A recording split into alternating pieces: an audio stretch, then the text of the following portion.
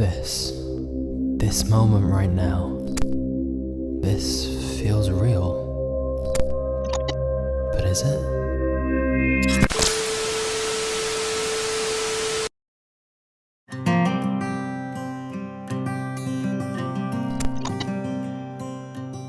They are the fake, disgusting news. People look like they have a much better life than they really do. We can't reliably distinguish true memories from false memories. I'm not sure you've ever experienced anything real your entire life.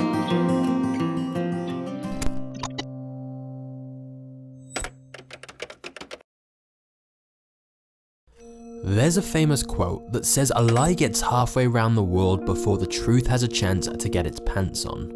This quote is widely attributed to Winston Churchill, which is a lie, ironically. There's no evidence he ever said that. But it seems the quote itself has some truth, as an MIT study found fake news spread 6 times faster than true news. And online in particular, where anyone can post anything with virtually no consequences, it's no wonder that the media we consume is infested with lies. However, the actual term fake news is believed to have originated in just 2016 from a small town in Macedonia, where teenagers were creating websites that claimed to be news sources, but were actually just filled with fabricated and sensationalized stories. Why? Ad revenue. The more clicks, the more money they made. And of course, it's a lot easier to get clicks when you can just make up whatever tantalizing story you want. The thing is, whilst these were just teenagers looking to make a quick buck, media conglomerates were coming to a similar realization. As printed news died out and they lost their loyal subscribers, they faced a new sea of competition online, and so the clickbait arms race began. After all, the business model of the news and the media is selling your attention to advertisers. You are the product, and they have to keep you watching, reading, clicking, keep you consumed. Their primary goal is not to deliver the most accurate news, it's to attract more attention and make more money. And it's been proven that polarizing stories perform best, so no wonder we are more divided than ever when it's in the media's best interest to manufacture fear and outrage. It is better for them that you are scared and angry. And that's just when the goal is money. What about when powerful groups plant fake news stories to deliberately pit us against each other and create a certain narrative? Or countries who plant fake stories to influence elections? It's no wonder fake news is so prevalent when there is so much money and power to be gained from manipulating us like this.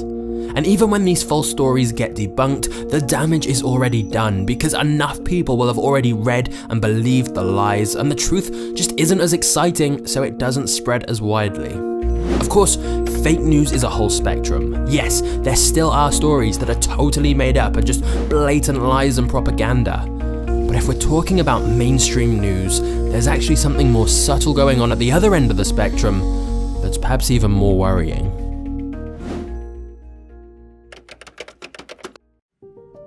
Half-truths are statements that are partially true but not fully true, or not the whole story. For example, if someone's pulled over for drunk driving, they may tell the officer, "I only had 1 beer," which is true, but doesn't mention they also drank a bottle of wine. In the media, half-truths allow you to make something seem believable and avoid libel, but remove all the context and nuance so you can distort reality to suit the narrative you want. And so this is why 2 news stations can talk about the same issue but have such wildly different arguments. You're always just seeing a carefully constructed snapshot of what someone wants you to see, never the full picture with all the details. And at least with Fox and CNN, you know they have clear biases towards certain political parties and ideologies. The real problem is half-truths are inescapable everywhere. There is infinite information out there that can fit almost any narrative. And so when it's a human decision of which stories to report and which stats and details to include, there will always be bias. Even pictures and videos can be so easily edited or taken out of context to imply something totally different that fits the narrative someone wants. Like how an obvious joke can be edited out of context to demonize someone. And we're not just talking about news here. 6 companies own almost all of the world's media. Disney own all of this. News Corp own all of this, and Comcast own all of this. So you essentially have a very small and powerful group owning and controlling most of the media, and quite literally being able to pull the strings of what we hear and what we don't, putting whatever spin on information they want that fits their agenda. After all, controlling our media is the closest thing there is to controlling how we think, how we vote, how we act, how we feel. Just like Inception, they can plant an idea in your mind without you really being aware of it, and it can spread like a virus. A lie told 1,000 times becomes the truth. But it gets worse. If we're honest, we all know that there's malicious forces out there planting fake news stories, and we all know that the media only give us half-truths that suit their agenda. But we still like to pretend that we don't fall for that. We get our information from unbiased sources. But we don't. Because unbiased doesn't exist. Even if it's the most honest journalist trying to be fair and impartial, they've been indoctrinated just like the rest of us and have their own subconscious biases. Even if it's not intentional, their choice of wording and what to include is unavoidably going to have bias. Their worldview will always influence what they show you and how they say it. It's the same with sites that claim to deliver impartial, balanced news. It's still down to a small group of people who have their own biases who decide what to show, and subconsciously they will want to focus on the issues important to them, and they'll want to discredit the views and ideas they don't agree with, and pick stories that show them in a less favourable light. We're not just battling fake news, we're battling human psychology. It's like a game of Chinese whispers or telephone. By the time you hear any information, it's been passed through multiple other biased sources who've distorted it, whether intentionally or not. And so you start to realize, to a certain extent, all news is fake news, because 100% true and objective news is impossible. Whether it's fake news, half-truths, or simply just a subconscious bias, in one way or another, you're being lied to. And when you think about it, this isn't surprising. What is surprising is we don't really seem to care.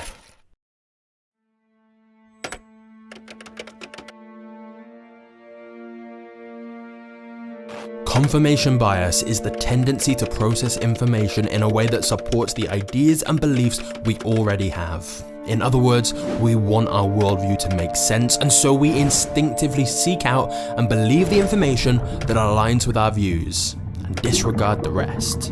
And this is just one of many cognitive biases we all have that makes us care less about the accuracy of information and care more about us being right. It's why two people will hear the same information and both will interpret it to fit their current beliefs.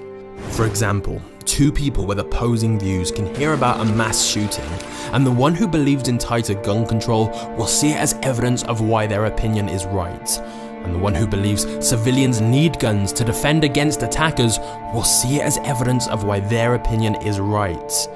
Or another example is how if you hear something bad about someone you don't like, you believe it immediately, whereas if it's something bad about someone you do like, you are much more skeptical of it. Biases like these are why nobody ever really changes their opinion in a debate or argument. They just become even more entrenched in their original views.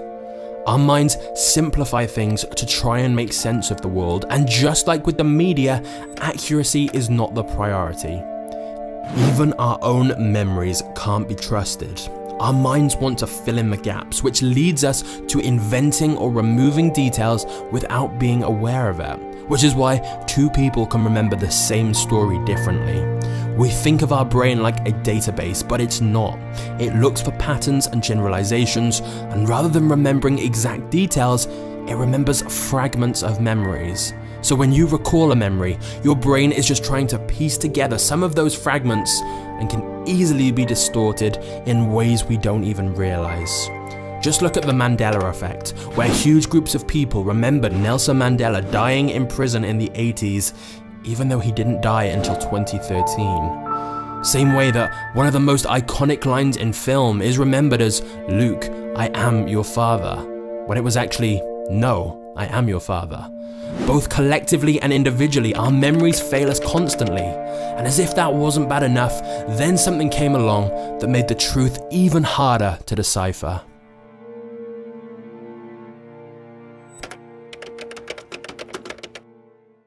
Just like the media conglomerates, social media platforms profit from sucking you in.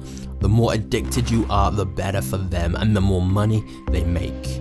And we already know about how they exploit human vulnerabilities, as they call it, because they've publicly talked about how they created the endless scroll effect, the dopamine hits, and an algorithm designed to continually keep you on the platform.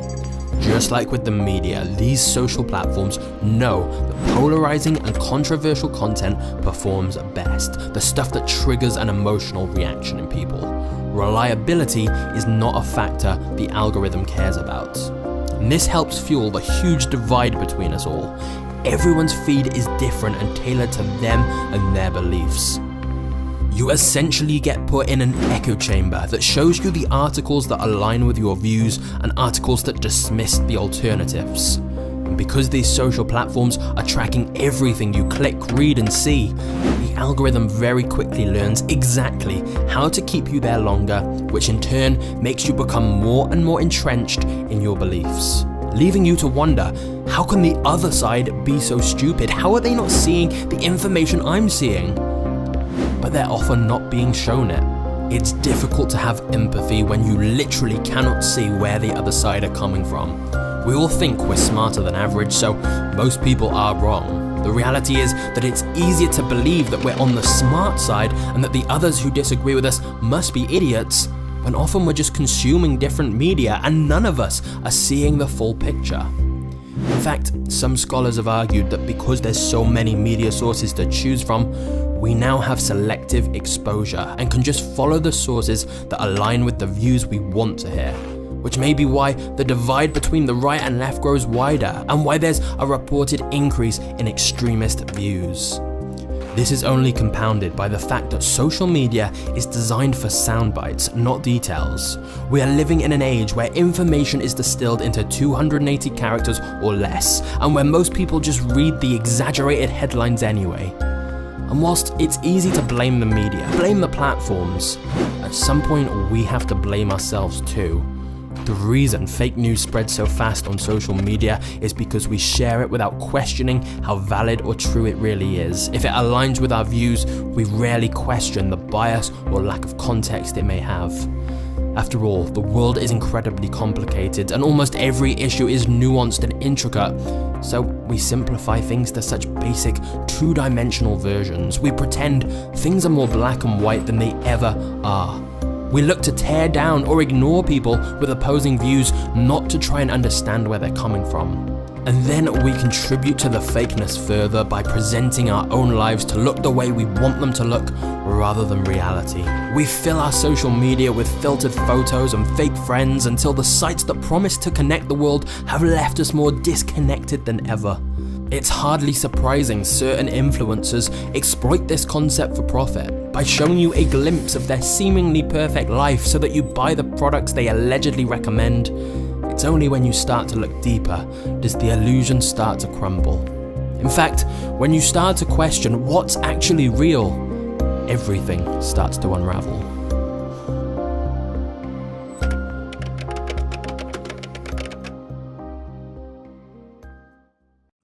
We're entering an era in which our enemies can make it look like anyone is saying anything at any point in time. As you may know, that was not Obama really saying that. That was a deepfake video that was artificially created several years ago.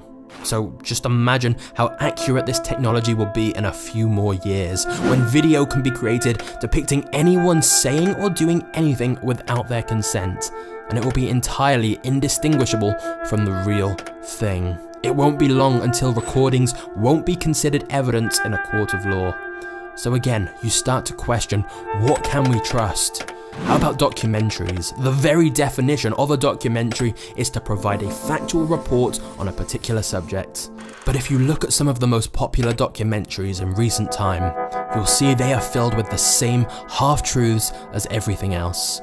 They need views to be successful, and what better way to get views than making them as sensationalized as possible? Yes, they may still have a lot of truth in them, but they're still never going to give you a full, balanced perspective. They're still designed to grab your attention and create an emotional response. Entertainment is the priority, not accuracy. Okay, so how about statistics? We think of them as being very factual. But of course, they're so often twisted and wildly extrapolated to suit a specific agenda as well. Like, I can tell you that statistically, the safest place in the world to be born is Antarctica, because the stats show they have the lowest infant mortality rate. 0 babies have ever died there. But I won't mention that only 11 babies have ever been born there. It's the same with studies. How often does someone quote the result of the study but has never looked into what the sample size was or who paid for it and whether they have vested interests in the results? It's for this reason every other week we hear this thing is bad for you, and then the next week it's supposedly good for you. For example, there was a study that found women are more attracted to men who don't smile. Except, did they find that? What actually happened is in a one-off experiment that was not repeated, 1,000 people from a specific region rated the attractiveness of certain photographs. If the experiment was repeated with different people or photos, there's definitely no guarantee of the same results because there's so many variables involved. And so, can you conclude from that small study that universally women are more attracted to men who don't smile? No, not at all. But that's what was reported very widely by places like Business Insider and Psychology Today, because that made for a better headline. And once one source starts sharing it, others share it too, and then people start citing it in conversation, and just like with the media, all context and detail is stripped away and forgotten. Even look at one of the most famous psychology studies of all time, the Stanford Prison Experiments. This was where participants were assigned roles as either inmates or guards in a mock prison. And soon after beginning, the guards started mistreating the prisoners, with the researchers concluding that throwing innocent people into a situation of power will lead them to abuse it. This is taught in schools and universities, documentaries, there's even a movie about it. But it was all a sham. There's audio showing that the guards were told to act so rough, and one of the prisoners has even admitted that he faked a breakdown because he wanted to leave early for an exam and thought that's what the researchers wanted to see. So it's no surprise this experiment's been repeated several times, but the results never matched, and yet it's often quoted as fact. And so again we get to the real heart of the problem, which is that just like the media or even our own memories, there's greater incentive to twist things to fit the narrative you want. Because if the experiment doesn't show something new and exciting, there's no story, and it's not going to help your career. So there is every incentive to make the results more interesting and exciting, not accurate. But here's the thing. If we're saying we can't trust videos and documentaries, we can't trust stats and studies, suddenly you really do have to start questioning everything. Quotes, almost all wrongly attributed to a small group of famous people. Reviews, it's estimated well over half are totally fake to help sell more products. YouTube, the highest ranked videos are the ones who are best at search engine optimization, not the ones who are most accurate. Wikipedia, literally editable by anyone. Money isn't real. If we all stopped believing that this paper or those digits on a screen meant anything, then they wouldn't. Our senses, I can tell you this is orange, but we could be seeing two totally different things. Our choices, based on emotion and cognitive biases, not logic. Our feelings, manipulated constantly by the media and advertisers. Our reality. This is where things start to get really worrying.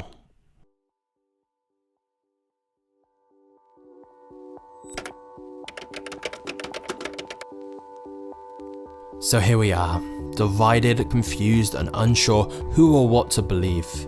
It's clear that almost everything has some bias, even if not intentional, which leads to beliefs that we never actually stop to question. For example, there are about 10,000 religions worldwide, and yet almost everyone follows the one they were born into. If they'd been born somewhere else, to different parents, they'd believe something different. And this is not to pick on any singular belief. Almost all beliefs are based on second-hand information. There's a quote that if it weren't for movies, the average person would probably have no idea what an elevator shaft looks like. We say we know what they look like, but actually we've just seen movies that tell us what they look like. The reality is that even things that we think of as being incredibly obvious and unquestionable, like terrorists are evil, it's always more nuanced. To them, we're the evil ones. It's all just down to the very different experiences and beliefs that have been instilled in us. We're all just focused on our own half-truths.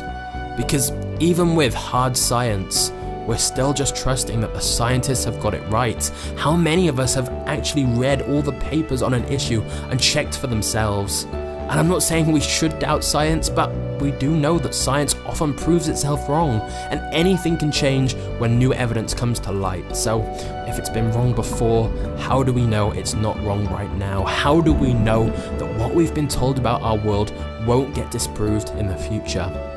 Let's look at Elon Musk, regarded by many as one of the smartest people alive, creating electric cars, chips for the brain, and reusable rockets. He says there's about a 1 in a billion chance we're even in base reality.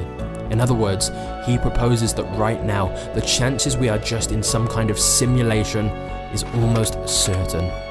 His argument is that if you think of the progress that has been made in video game technology in just the last 50 years, even if that improvement rate slows down, it seems inevitable we will get to a point where games are indistinguishable from reality.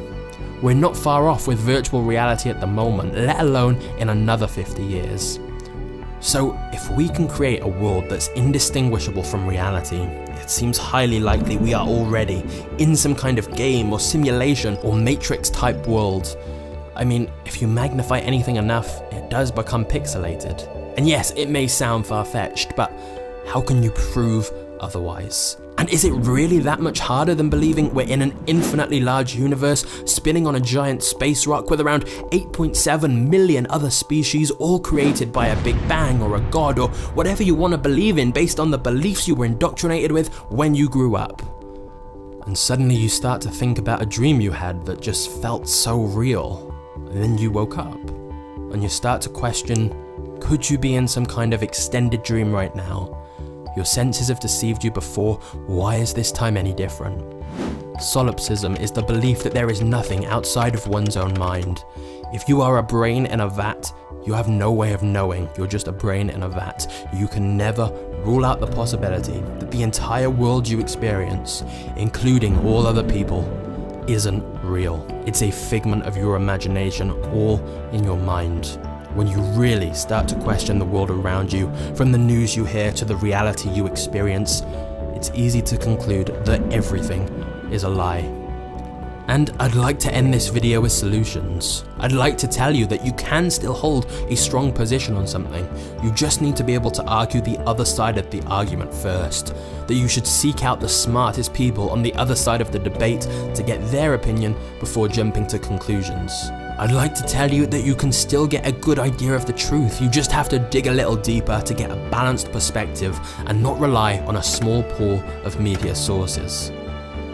But I can't tell you that. Because of course by now you're starting to see that even this video, the very video that's been on your side pointing out the lies, is in itself a lie. It's all based on my biased point of view. I've used stats that you just took at face value, and even if I tell you I got them from a reliable source, did the person creating the stats have a bias? Even the title of this video, it's a paradox. If I'm telling you the truth that everything is a lie, then everything isn't a lie, which means I was lying. The more you think about this whole problem of truth and lies, the worse it gets, the more confusing and terrifying everything becomes. Is choice an illusion? Are we being manipulated by a hidden hand that's choosing our politicians and keeping us divided so we fight each other instead of them? Are our own minds tricking us into making biased judgments on the entire world around us, so much so that we can't be sure of anything outside of the existence of our own mind? Eventually you start to wonder if questioning everything is worth it, or whether blissful ignorance is better. Because if you really are going to question anything that you can't prove for certain, then you have to accept that you could be in a Truman-style reality show right now, where the world around you isn't real and everyone else but you is in on it. Which means even I'm in on it. And they're probably gonna cut this video off soon because I've already said too much and over